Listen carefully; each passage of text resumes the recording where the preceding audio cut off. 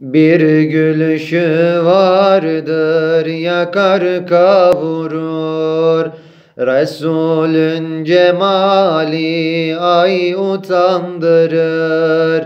Öyle bir sevdaya atar yandırır, özledim Resulü görecek miyim?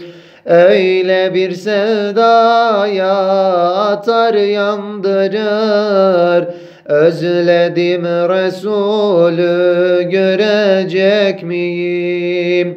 Güneşleri alıp sersem önüne, Mevlam fırsat verse gelsem yanına, affet beni deyip düşsem yoluna, özledim Resulü görecek miyim?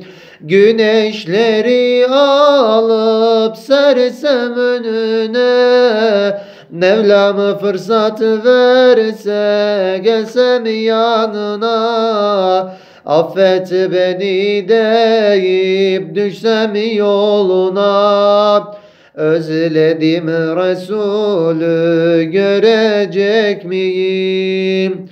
Ağlaya ağlaya bir ömür biter, Resulün hasreti canıma yeter. Yokluğu dünyada bir bitmez keder, özledim Resulü görecek miyim? Yokluğu dünyada bir bitmez keder, özledim Resulü görecek miyim?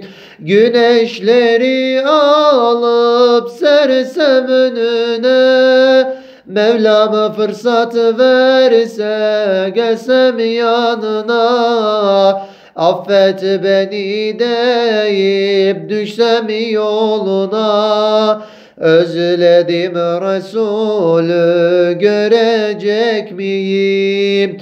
Güneşleri alıp sersem önüne, Mevlam fırsat verse gelsem yanına, affet beni deyip düşsem yoluna, özledim Resulü görecek miyim?